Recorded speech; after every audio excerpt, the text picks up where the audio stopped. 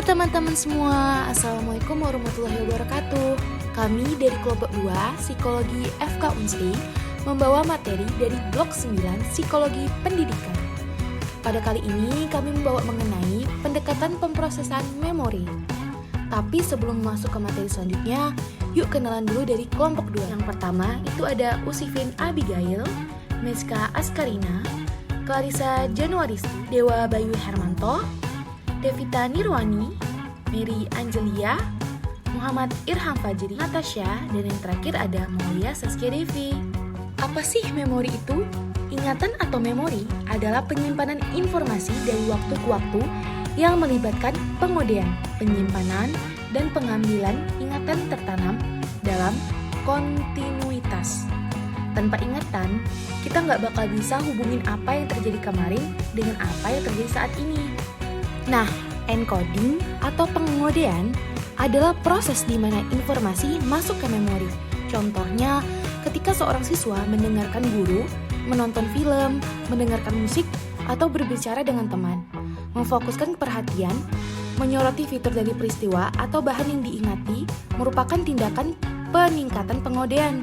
Selain perhatian, pengodean atau encoding juga terdiri atas beberapa proses seperti latihan, pengolahan mendalam, elaborasi, gambar konstruksi, dan organisasi.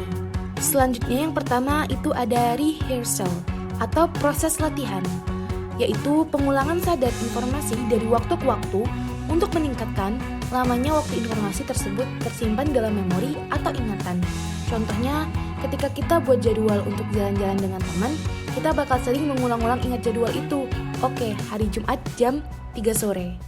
Nah, proses latihan seperti ini tidak cocok digunakan untuk persiapan ujian, karena proses latihan ini hanya mengulang hafalan informasi tanpa memberikan makna apapun untuk hal tersebut. Nah, yang kedua ada deep processing. Menurut Fergus Chark dan Robert Lockhart mengusulkan agar kita dapat memproses informasi dalam berbagai tingkatan. Mereka mengatakan bahwa pemrosesan memori terjadi dari kontinum, dangkal, sampai yang terdalam, yang mana pemrosesan yang lebih dalam menghasilkan memori yang lebih baik. Pemrosesan dangkal berarti menganalisis fitur sensorik, fisik, atau rangsangan pada tingkatan yang dangkal. Nah, pemrosesan tingkat menengah, kita harus mengenali stimulus dan memberikan labelnya, sedangkan pada pemrosesan dalam, kita memproses informasi secara sematik dan memberikannya makna. Nah, yang ketiga ada elaboration, yaitu luasnya pemrosesan informasi yang terlibat dalam proses encoding.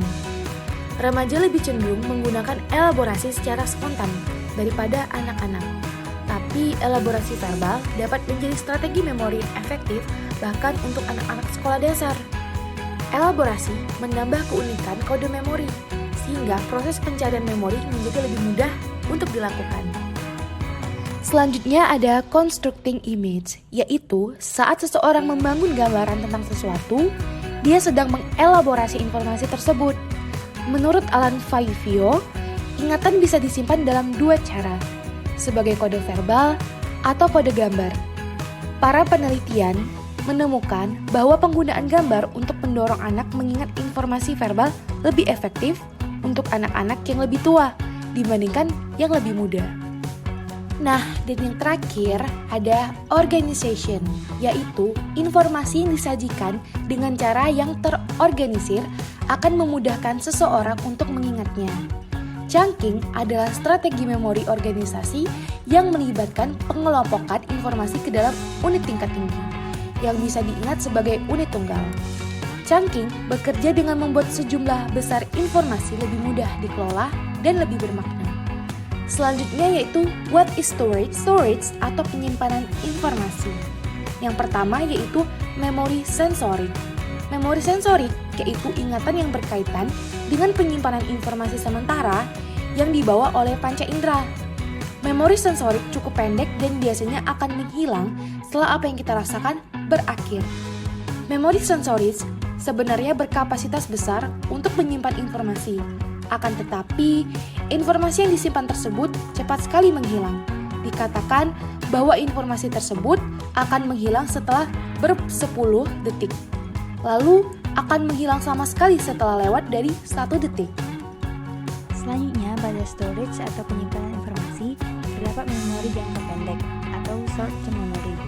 Memori jangka pendek merupakan sistem memori dengan kapasitas terbatas, di mana informasi hanya dapat disimpan selama kurang lebih 30 detik. Akan tetapi, jika diproses atau dilatih lebih lanjut untuk mengingat, maka informasi dapat dipertahankan sedikit lebih lama lagi. Memori sensoris dan memori jangka pendek sedikit berbeda, di mana memori jangka pendek terbatas dalam kapasitas, sedangkan memori sensoris tidak. Akan tetapi, memori jangka pendek relatif lebih lama dalam durasi. George Miller membuat makalah yang berjudul The Magical Number 7 Plus or Minus 2, di mana Miller ingin menunjukkan jika siswa diberikan banyak tugas, maka siswa akan terbatas pada beberapa banyak informasi yang mereka dapat secara acak tanpa bantuan dari orang lain. Biasanya batas tersebut ada pada kisaran 7 lebih atau bisa juga 2 item atau hal. Contohnya seperti rentang memori. Salah satu studi mengatakan bahwa rentang memori akan meningkat sekitar 3 digit pada usia 2 tahun, 5 digit pada usia 7 tahun, dan pada usia 12 tahun rentang memori telah meningkat rata-rata 1,5 digit. Menurut Bedi, terdapat 3 komponen dalam memori kerja. Yang pertama yaitu putaran fonologis. Putaran fonologis menyimpan informasi singkat berupa ucapan mengenai bunyi bahasa. Yang kedua, ada memori kerja visual spasial yang menyimpan informasi berupa visual spasial serta citra visual. Memori kerja visual spasial ini memiliki kapasitas yang terbatas dan juga memiliki fungsi independen.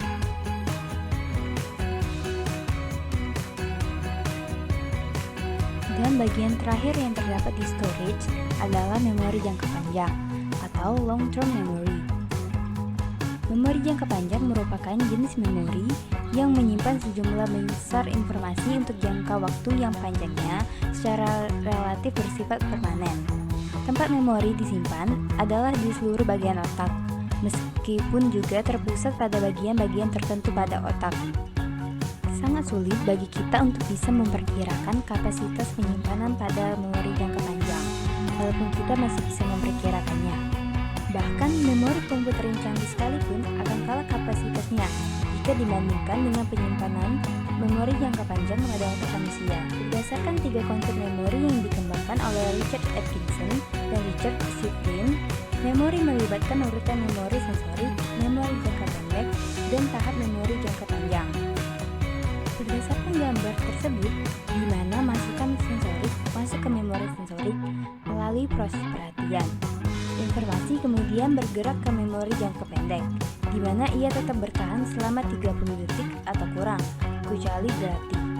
Ketika informasi masuk ke dalam penyimpanan memori jangka panjang, maka informasi dapat diambil ataupun disimpan selama masa isi memori jangka panjang.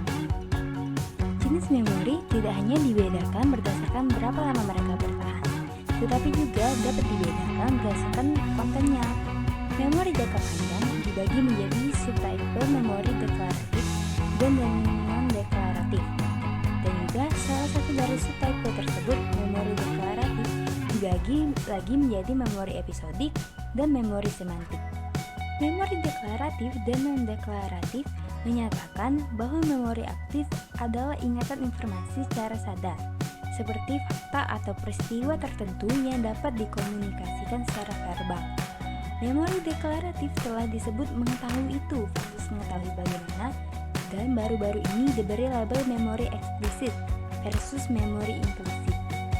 Demonstrasi memori deklaratif siswa dapat mencakup menceritakan kembali suatu peristiwa yang telah mereka saksikan ataupun menggambarkan prinsip dasar matematika.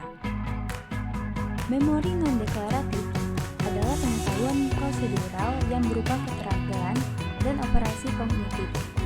Memori non-deklaratif tidak dapat diingat kembali secara sadar, setidaknya tidak dalam bentuk peristiwa atau fakta tertentu. Hal ini membuat memori non-deklaratif sulit, jika bukan tidak mungkin untuk berkomunikasi secara verbal. Memori non-deklaratif juga kadang-kadang disebut mengetahui bagaimana dan juga telah digambarkan sebagai memori implisit. Psikolog kognitif Andrew Tufting membedakan antara dua subtipe memori deklaratif, yaitu episodik dan semantik. Memori episodik adalah penyimpanan informasi tentang di mana dan kapan terjadinya kehidupan. Ingatan siswa tentang hari pertama sekolah dengan cara mereka makan siang atau tamu yang datang untuk berbicara dengan kelas mereka minggu lalu, semuanya merupakan episodik. Memori semantik adalah pengetahuan umum siswa tentang dunia. Ini termasuk yang pertama, pengetahuan tentang jenis yang dipelajarinya di sekolah, seperti pengetahuan geometri. Yang kedua, pengetahuan di berbagai bidang keahlian, seperti pengetahuan catur, untuk pemain catur yang berusia 15 tahun yang terampil. Dan yang ketiga, everyday, pengetahuan tentang arti kata, orang terkenal, tempat penting, dan hal-hal umum, seperti apa itu arti kata gigi, atau siapa itu Nelson Mandela. Memori semantik tidak tergantung pada identitas seorang dengan masa lalunya. Misalnya, siswa mungkin mengakses fakta seperti Lima adalah ibu kota Peru, dan tidak memiliki ide sama sekali ketika mereka membedakan episodik dari memori semantik dan di mana mereka mempelajarinya. Oke, pembahasan selanjutnya yaitu mengenai penyimpanan informasi suatu individu.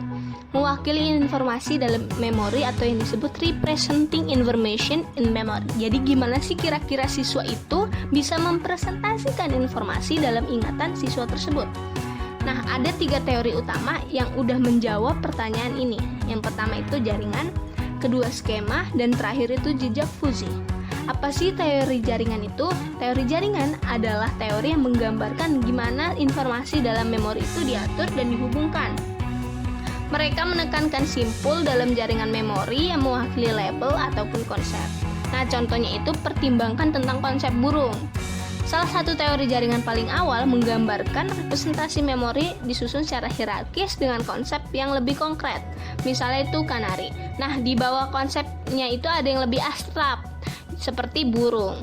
Namun, menjadi lebih jelas lagi bahwa jaringan hierarkis seperti itu terlalu rapi untuk secara akurat menggambarkan gimana presentasi memori benar-benar bekerja. Teori skema memori jangka panjang itu digambarkan seperti perpustakaan buku. Idenya adalah bahwa memori kita itu menyimpan informasi seperti perpustakaan menyimpan buku. Nah, dalam analogi ini, cara siswa mengambil informasi mirip dengan proses yang mereka gunakan untuk mencari dan memeriksa sebuah buku. Nah, hal seperti ini tuh dinamakan proses mengambil informasi dari memori jangka panjang. Nah, sedangkan teori skema menyatakan bahwa ketika kita merekonstruksi informasi, kita memasukkannya ke dalam informasi yang sudah ada di dalam pikiran kita. Nah, skemanya adalah informasi konsep, pengetahuan, informasi tentang peristiwa yang udah ada di pikiran seseorang. Seperti itu. Tidak seperti teori jaringan. Teori jaringan itu mengasumsikan bahwa pengambilan melibatkan fakta spesifik. Sedangkan teori skema mengklaim bahwa pencarian memori jangka panjang itu tidak terlalu tepat. Singkatnya, teori skema secara akurat memprediksi bahwa orang itu tidak selalu menyimpan dan mengambil bit data dengan cara seperti komputer yang akurat. Pikiran manusia itu dapat mendistorsi suatu peristiwa, seperti saya mengkodekan dan menyimpan tayangan realitas. Nah, sedangkan naskah adalah skema untuk suatu peristiwa. Sedangkan skrip seringkali berisikan informasi tentang ciri fisik, orang, dan kejadian umum jenis informasi yang berguna ketika guru dan siswa perlu mencari tahu apa aja nih yang terjadi di sekitar mereka. Oke. Sedangkan teori jejak fusi variasi lain tentang bagaimana individu merekonstruksi ingatan mereka adalah teori jejak kabur yang menyatakan bahwa ketika individu mengkodekan informasi, itu menciptakan 2 jenis representasi. Yang pertama itu jejak memori verbatim yang terdiri dari rincian yang tepat, dan yang kedua itu jejak kabur atau intisari atau ide utama dari informasi. Oke, pembahasan selanjutnya yaitu mengenai retrieval and forgetting. Retrieval itu pengambilan, sedangkan forgetting itu melupakan. Nah, kira-kira seperti apa sih retrieval atau pengambilan itu? Misalnya, ketika kita mengambil sesuatu dari bank data mental kita mencari penyimpanan memori kita untuk menemukan informasi yang relevan. Seperti halnya pengkodean, pencarian ini dapat dilakukan secara otomatis tanpa memerlukan usaha. Posisi item dalam daftar juga mempengaruhi nih teman-teman seberapa mudah atau sulitnya untuk mengingatnya kembali. Dalam efek posisi serial, penarikan lebih baik untuk item di awal dan akhir daftar daripada item di tengah. Kenapa? Efek utamanya yaitu item di awal daftar cenderung lebih mudah diingat. Dan efek kebaruan adalah item di akhir daftar juga cenderung diingat, bahkan lebih baik daripada yang di awal daftar. Selain itu, faktor lainnya adalah pengambilan merupakan sifat isyarat orang untuk mendorong ingatan mereka. Selain itu, pertimbangan lain dalam memahami pengambilan adalah prinsip kekhususan pengkodean. Hal ini menyatakan bahwa asosiasi yang terbentuk pada saat penyandian atau pembelajaran cenderung menjadi isyarat pengambilan yang efektif. Semakin banyak elaborasi yang digunakan anak-anak dalam menyandikan informasi, maka semakin baik pula ingatan mereka terhadap informasi tersebut, teman-teman. Jadi, kekhususan dan elaborasi pengkodean mengungkapkan bagaimana pengkodean dan pengambilan yang saling bergantung. Nah, aspek lain dari retrieval ini adalah sifat dari tugas retrieval itu sendiri. Jadi, seberapa urgentnya kita untuk mengambil suatu informasi. Oke teman-teman, retrieval ini dibagi menjadi dua jenis. Yang pertama itu recall dan recognition. Recall adalah tugas memori di mana individu harus mengambil informasi yang dipelajari sebelumnya, seperti yang dilakukan saat siswa mengisi ujian dalam bentuk esai. Sedangkan recognition adalah tugas memori di mana individu hanya perlu mengidentifikasi atau mengenali informasi yang sudah dipelajari. Misalnya saat siswa itu mengisi ujian jenis pilihan ganda. Nah, biasanya para siswa lebih memilih pilihan ganda karena mereka memberikan petunjuk pengambilan yang baik. Sedangkan yang item esai itu kita tidak bisa melakukan recognition. Nah, ada juga yang namanya forgetting atau melupakan. Jadi, kelupaan yang bergantung pada isyarat adalah kegagalan pengambilan yang disebabkan oleh kurangnya isyarat pengambilan yang efektif. Prinsip lupa bergantung pada isyarat konsisten dengan teori intervensi. Nah, hal ini menyatakan bahwa kita tuh lupa bukan karena kita benar-benar kehilangan ingatan dari memori, melainkan karena informasi lain menghalangi apa yang kita coba ingat. Jadi, kita menjadi lupa. Selain itu, teori intervensi menyiratkan bahwa jika kita memiliki lebih dari satu tes untuk dipelajari, kita harus mempelajari terakhir apa yang kita uji selanjutnya. Selain itu, sumber lain dari lupa adalah kerusakan memori. Menurut teori peluruhan, pembelajaran baru melibatkan penciptaan jejak memori neurokimia yang pada akhirnya hancur. Dengan demikian, teori peluruhan menunjukkan bahwa berlalunya waktu bertanggung jawab untuk melupakan. Selain itu, kenangan menghilang pada kecepatan yang berbeda. Beberapa kenangan hidup dan akan bertahan untuk jangka waktu yang lama, terutama ketika mereka memiliki ikatan emosional pada memori tersebut. Jadi, saat kita memiliki memori, nah memori tersebut kita bisa merasakan emosionalnya, kita bisa lebih mudah untuk mengingatnya ataupun untuk merecall. Sedangkan memori yang tidak memiliki ikatan emosional pada diri kita sulit untuk di-recall, malah jadinya cenderung mudah untuk dilupakan atau forgetting. Guru sudah melakukan beberapa cara untuk membantu para siswanya dalam meningkatkan kemampuan memori, di mana setiap siswa itu punya kapasitas kemampuan memori yang berbeda-beda. Nah, gimana sih cara guru itu bisa membantu siswa meningkatkan kemampuan memori, khususnya masa kanak-kanak? Nah, biasanya pengulangan sering membantu anak-anak prasekolah untuk mengingat. Misalnya, sebagai tema mingguan, para guru fokus pada letter of the week. Anak-anak diminta untuk menulis surat yang sama sepanjang minggu tersebut. Mereka juga mendengarkan cerita yang berkaitan dengan hanya satu huruf itu dan diminta untuk membawakan sesuatu untuk ditunjukkan dan diceritakan yang dimulai dengan surat yang disorot minggu itu. Sedangkan sekolah dasar sekitar kelas 1-5, para guru itu mempunyai strategi yang cocok dengan siswanya, yaitu memainkan game Jeopardy. Nah, para guru menggunakan kategori seperti matematika, tata bahasa, sains, studi sosial, dan cerita terkenal. Permainan ini membuat mereka bersemangat dan fokus pada topik. Siswa akan menerima poin bonus jika ada yang menjawab benar. Dan poin itu bisa ditukarkan dengan hak istimewa kelas tertentu. Nah, yang ketiga itu ada SMP, kelas 6 sampai kelas 8. Para guru biasanya menggunakan tes mandiri untuk membantu siswa kelas 7 untuk meningkatkan daya ingat mereka. Berdasarkan catatan yang dibuat wali kelas, siswa membuat kuis dan tes mereka sendiri. Setiap pertanyaan ada di satu sisi kertas dan jawaban di sisi lain.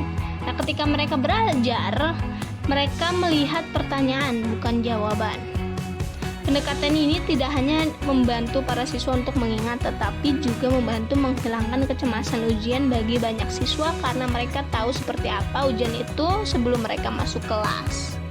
Nah, yang keempat itu ada sekolah menengah atas. Para guru menemukan bahwa perangkat mnemonik atau sajak yang kecil dan konyol dan juga tarian bekerja paling baik ketika membantu para siswa mengingat informasi. Hebatnya, kedengarannya konyol, tapi siswa SMA mengingat informasi menggunakan teknik ini. Baik, jadi seperti itu pembahasan dari kelompok 2 mengenai memori dalam individu.